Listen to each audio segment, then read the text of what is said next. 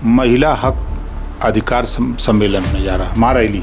पार्टियों की मजबूरी बन जाएगी कि नहीं, ये चीज़ें अब हमको यहाँ महिला ही लड़ाना है। सभी क्षेत्रों में, सामाजिक, आर्थिक, राजनीतिक, सांस्कृतिक क्षेत्रों में, सभी क्षेत्रों में इनकी भागीदारी, जब पुरुष और महिला की आबादी 50% है तो इनको 50% हिस्सेदारी मिले। इलेक्शन कमीशन ऑफ इंडिया को भी पत्र वगैरह लिखेंगे, वहाँ से भी मांग करें कि जब आधी आबादी महिलाओं की है तो उनको लोकसभा और विधानसभा में रिजर्वेशन क्यों नहीं। बस नज़दीकियाँ बढ़ रही, कहा जा रहा है कि भाजपा के सहयोग करेंगे इस बार। पंचायत चुनाव अकेले अपने दम पर लड़े हैं, सैकड़ों सभासद जीते हैं, दर्जन भर नगर पंचायत जीते। तो लगता है कि 2024 में फिर से एक बार महागठबंधन होगा तो आप अखिलेश यादव और लालू जी के साथ। जब वो टाइम आएगा तो फिर देखा जाएगा कि किसके साथ चलना होगा, किसके साथ समाज का हित है, तो फिर विचार किया जाएगा। आरजेडी की तरफ से न्योते का इंतजार है? नहीं, हमको किसी के न्योते का इंतजार नहीं है, हमको अपने वोटरों के बीच में जाने का इंतजार है। अखिलेश जी पार्टी को लेकर आगे बढ़ पाएंगे कार्यकर्ताओं के साथ? अति पिछड़ों के साथ, अति दलितों के साथ धोखा होता है। इनके वोट की गिनती नहीं है। जब तक इनकी आबादी की गिनती नहीं होगी तब तक इनको कोई पार्टी हिस्सा देने को तैयार नहीं है। अगर आप में ऐसा क्या है कि आप चाहते हैं तो करीब चले जाते हैं? राजभर के विषय में लोग खोजते रहते हैं कि मिल जाते होते हैं, अक्सर चर्चा में रहता है। फिर किसी भी दल के साथ जाएं तो आप? मजे की बात कि मैं किसी को पैसा वैसा देता नहीं, अपने पैसे से आए। ये साबित क्या करता है? अगर ये वोट लेना है तो फिर ओम प्रकाश राजभर को सलाम करना पड़ेगा, साथ लेना पड़ेगा। इस नाते लोग मजबूर रहते हैं। कहा जाता है कि आप उनको हमेशा बचाने की कोशिश करते हैं, क्या सही है? अदालत अपना काम कर रही है, सरकार अपना काम कर रही है, हम लोग अपना काम कर रहे हैं। दूसरे कार्यकाल और पहले कार्यकाल को लेकर क्या कहेंगे सीएम के बारे में? देखिए, एक चीज़ तो है कि जो बड़े बड़े छुट्टा सांड की तरह अपराधी सड़क पर घूमते थे, उन पे बड़े पैमाने पर लगाम लगी है। उस अंधविश्वास को न तोड़ा, ये हम उनकी कामयाबी मानते हैं। यूपी की राजनीति में ओम प्रकाश राजभर एक ऐसा नाम जो अपने बेबाक बयानों के लिए जाने जाते हैं और उनके बारे में कहा जाता है कि उनके लिए कुछ भी पूर्व अनुमान लगाना बहुत ही मुश्किल है। 2017 में भारतीय जनता पार्टी के साथ थे, वो मंत्री थे। उसके बाद भारतीय जनता पार्टी का साथ छोड़कर समाजवादी पार्टी के साथ आए और अब समाजवादी पार्टी का भी साथ ख़त्म हो चुका है। आगामी निकाय चुनाव है, उसके बाद 2024 में लोकसभा चुनाव है। इन तमाम चुनाव को लेकर क्या कुछ पार्टी की तैयारियां हैं और आगे किस तरीके से रणनीतियाँ, इन्हीं बातचीत करने के लिए हमारे साथ ओम प्रकाश राजभर जी हैं। सर, बहुत स्वागत है आपका द लीडर में। हाल ही में आपने सावधान यात्रा किया, कितना अपने कार्यकर्ताओं को सावधान किया, वोटरों को सावधान किया और कितना लाभ इसका मिलेगा? देखिए, बड़े पैमाने पर उत्तर प्रदेश के 75 जिले में जनता का जो उम्मीद किया था हमने समर्थन का, उससे कई हजार गुना ज़्यादा समर्थन मिला। 75 जिले में जहाँ जहाँ कार्यक्रम हुआ, कार्यक्रम में बड़ी संख्या में लोग अपने पैसे से चल के आए। गांधी मैदान पटना हम लोग पहुँचे, वहाँ भी बिहार के लोग अपने पैसे से चल के आए। तो उससे पार्टी का संगठन और पार्टी के कार्यकर्ता नेताओं में जोश चढ़ा। अगला हमारा कार्यक्रम महिला हक अधिकार सम्मेलन होने जा रहा, महारैली। महिला हक अधिकार महारैली, रैली के माध्यम से 50% राजनीति में, लोकसभा विधानसभा में रिजर्वेशन, 50% नौकरियों में आरक्षण, स्नातकोत्तर तक निःशुल्क, फ्री और अनिवार्य शिक्षा की व्यवस्था, और 50% आबादी जब उनकी है तो 50% भागीदारी के लिए कानून बने। कोई भी पार्टी अपने से उनको राजनीति में भागीदारी नहीं देना चाहेगी। जिस दिन उनकी आबादी के हिसाब से उनको रिजर्वेशन हो जाए, आरक्षण हो जाए कि ये विधानसभा, ये लोकसभा महिला के लिए आरक्षित है, ये पिछड़ा के लिए, दलित के लिए है, ये सामान्य के लिए है, तो उस दिन पार्टियों की मजबूरी बन जाएगी कि नहीं, ये चीज़ें अब हमको यहाँ महिला ही लड़ाना है। तो ये चीज़ें चुनाव आयोग को संज्ञान में लेना है कि जब पंचायत चुनाव, निकाय चुनाव 33% रिजर्वेशन दे के आप कर रहे हो, तो फिर विधानसभा और लोकसभा के चुनाव में भी हमारी पार्टी का मानना है 50% रिजर्वेशन की, विधानसभा और लोकसभा के चुनाव में इनको रिजर्वेशन मिले। सभी क्षेत्रों में, सामाजिक, आर्थिक, राजनीतिक, सांस्कृतिक क्षेत्रों में, सभी क्षेत्रों में इनकी भागीदारी, जब पुरुष और महिला की आबादी 50% है तो इनको 50% हिस्सेदारी मिले, इस बात को लेकर के हम लोग 18 तारीख से जिलेवार, मंडलवार हम लोग रैली, महिला हक अधिकार रैली, महारैली करने जा रहे हैं। सर, रैली के साथ क्या आप इस मुद्दे को लेकर इलेक्शन कमीशन ऑफ इंडिया को भी पत्र वगैरह लिखेंगे, वहाँ से भी मांग करेंगे? कि हम हमेशा पत्र लिखते रहे हैं, हम पत्र लिखेंगे और सभी पार्टियों से भी कहूँगा कि आप लोग भी अपने अपने मुखिया से, अपनी पार्टी की तरफ से ये चीज़ वहाँ जानी चाहिए कि जब आधी आबादी महिलाओं की है तो उनको लोकसभा और विधानसभा में रिजर्वेशन क्यों नहीं, नौकरियों में 50% रिजर्वेशन क्यों नहीं, बिजनेस में 50% उनकी हिस्सेदारी क्यों नहीं, सभी क्षेत्रों में उनको 50% हिस्सेदारी दिलाने के लिए सभी पार्टियों को आवाज़ उठानी चाहिए। सर, हाल ही में निकाय चुनाव होने वाले हैं जिसे सेमीफाइनल भी कहा जा रहा है 2024 से पहले। क्या इस निकाय चुनाव में आपकी पार्टी अपने सिंबल पे अपने कैंडिडेट्स उतारेगी या फिर किसी पार्टी का सहयोग करेगी? भाजपा से नज़दीकियाँ बढ़ रही, कहा जा रहा है कि भाजपा के सहयोग करेंगे इस बार? देखिए, हम हमेशा निकाय चुनाव और पंचायत चुनाव अकेले अपने दम पर लड़े हैं, सैकड़ों सभासद जीते हैं, दर्जन भर नगर पंचायत जीते। हम अपने दम पर अकेले निकाय चुनाव लड़ेंगे, हमारे लोग, हमारी पार्टी के नेता चुनाव लड़ेंगे। आपकी सावधान यात्रा बिहार तक पहुंची और उधर आज अखिलेश यादव ने भी जो है लालू प्रसाद यादव से दिल्ली में मुलाकात किया है, तो लगता है कि 2024 में फिर से एक बार महागठबंधन होगा तो आप अखिलेश यादव और लालू जी के साथ? अब कोई न्योता दे ही नहीं रहा है तो हम झूठ हैं जो है किसी के विषय में क्या टिप्पणी करें। हम लोग इस समय अपनी पार्टी के संगठन को, ताकत को मजबूत कर रहे हैं। गठबंधन, जब चुनाव नज़दीक होता तो गठबंधन होते हैं, जब वो टाइम आएगा तो फिर देखा जाएगा कि किसके साथ चलना होगा, किसके साथ समाज का हित है, तो फिर विचार किया जाएगा। आरजेडी की तरफ से न्योते का इंतजार है? नहीं, हमको किसी के न्योते का इंतजार नहीं है, हमको अपने वोटरों के बीच में जाने का इंतजार है। जी। तो अगर हाल ही में नेताजी का देहांत हो गया है, लगता है कि उनके जाने के बाद पार्टी का जो उनका एक जिस तरीके से चलाना चाहते थे, समाजवाद की बात करते थे, उन्हीं रास्ते पे अखिलेश जी पार्टी को लेकर आगे बढ़ पाएंगे कार्यकर्ताओं के साथ, जो उनके लीडर्स हैं उनको लेकर?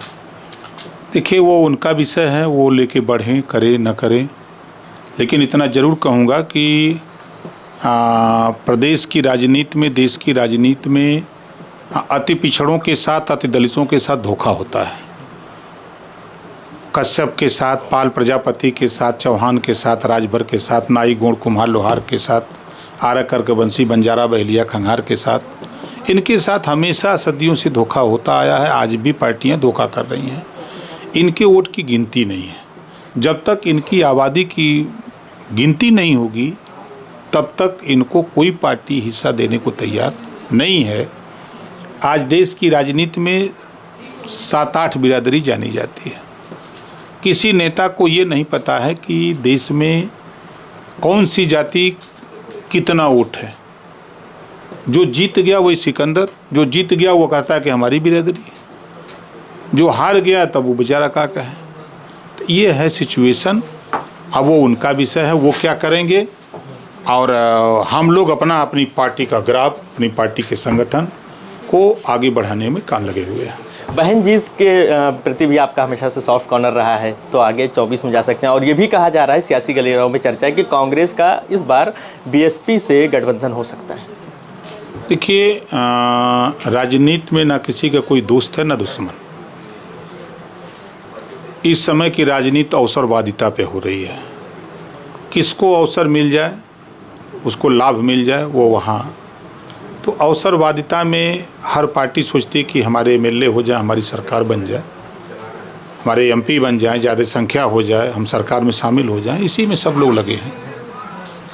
राजभर जी, बीजेपी को आपने साथ छोड़ा, फिर सपा के साथ आए, फिर से बीजेपी से नज़दीकियाँ बढ़ रही हैं। आप में ऐसा क्या है कि पार्टी को छोड़ देते हैं, फिर जब चाहते हैं तो साथ करीब चल देते हैं? क्यों नहीं सियासी दल, मतलब एक बार छोड़ दिया तो फिर उसके बाद ये होता है कि बहुत सारी पार्टियां देखा है कि नेता को छोड़ दिया तो छोड़ दिया, मगर आप में ऐसा क्या है कि आप चाहते हैं तो करीब चले जाते हैं? देखिए, पार्टी और संगठन और लोग साथ में हैं। तो ताकत को दुनिया सलाम करती है। तो पार्टी के पास संगठन है, लोग हैं, जिसकी वजह से सारी पार्टियां चाहती हैं कि राजभर जी हमारे साथ रहें। चाहे बिहार का हो, चाहे यूपी का हो, देश के किसी कोने में जाएंगे तो वहाँ राजभर के विषय में लोग खोजते रहते हैं कि मिल जाते। ये बयानों की वजह से उसमें खोजते हैं कि जिस तरीके से आपके बयान होते हैं अक्सर चर्चा में रहता है, फिर किसी भी दल के साथ जाएं तो आप। अभी जैसे मैंने मैनपुरी 8 अक्टूबर को मैनपुरी में कार्यक्रम किया, लगातार बरसात 4 दिन हुई, कार्यक्रम के दिन भी 9 बजे तक बरसात हुई। इसके बाद भी लोग 5-6 हज़ार लोग आए कार्यक्रम में सुनने, अपने पैसे से आए। मज़े की बात कि मैं किसी को पैसा वैसा देता नहीं, अपने पैसे से आए। ये साबित क्या करता है? तो वो वोट ही वो लोग जो आए वो वोट ये साबित करता है, मजबूर करता है सपा को, मजबूर करता है भाजपा को, मजबूर करता है बसपा को, सारी पार्टियों को मजबूर करता है कि अगर ये वोट लेना है तो फिर ओम प्रकाश राजभर को सलाम करना पड़ेगा, साथ लेना पड़ेगा।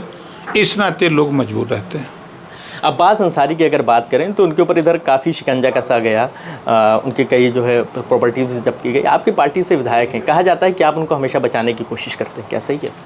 कि वो विधायक हैं, विधायक को तो बचाने का प्रयास हम हमेशा करते हैं, करते रहेंगे। जहाँ तक उनके परिवार के विषय में, तो परिवार, अदालत अपना काम कर रही है, सरकार अपना काम कर रही है, हम लोग अपना काम कर रहे हैं। 24 में के लिए कांग्रेस पूरी तरीके से तैयारी कर रही है, राहुल गांधी यात्रा निकाल रहे हैं, तो राजभर किधर जाएंगे? एनडीए की तरफ जाएंगे या फिर से जो है उसके अपोजिशन में? अभी तो हम आपकी तरफ हैं। जी, ये गठबंधन चुनाव के 4 महीना, 6 महीना, 5 महीना पहले होते हैं। उसके पहले सब लोग अपना अपना दाव पेच लगाते हैं, अपना संगठन मजबूत करते हैं, ताकत पैदा करते हैं। वो टाइम आएगा तो फिर आपको बता दिया जाएगा कि हम लोग किसके साथ जाएंगे।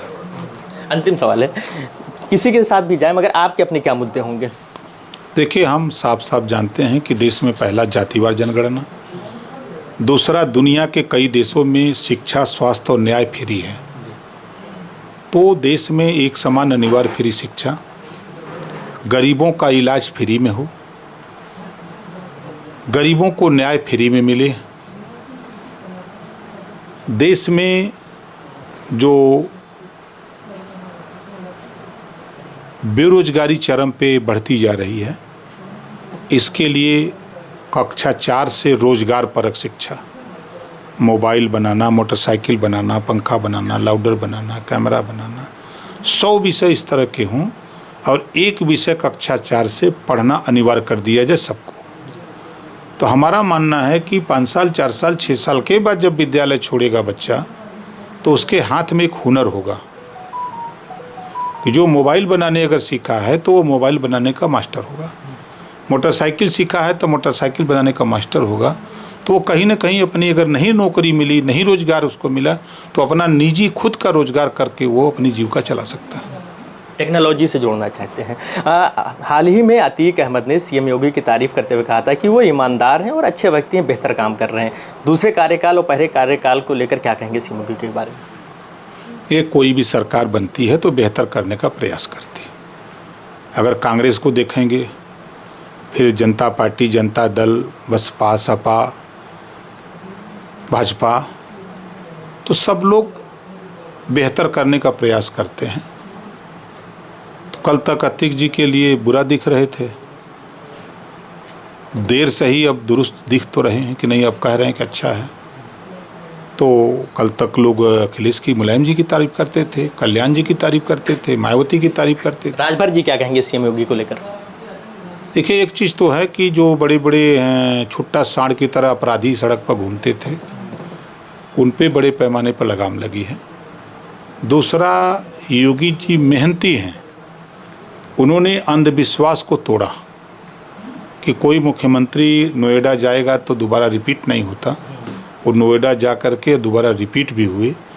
ये अंधविश्वास उन्होंने तोड़ा।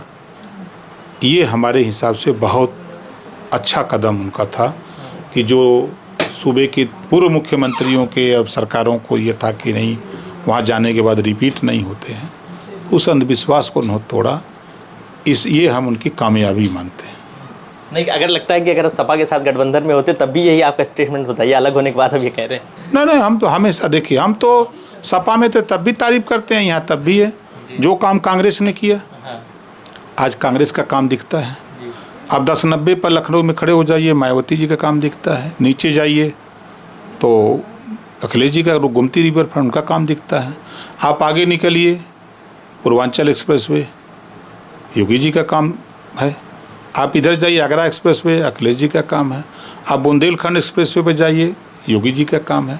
तो जो काम किया है हम उसको झूठ नहीं बोलते हैं, और नेताओं की तरफ झूठ झपाट की राजनीति नहीं करते। हम सच बोलते हैं, सच के सिवा कुछ नहीं बोलते। शुक्रिया बातचीत करने के लिए।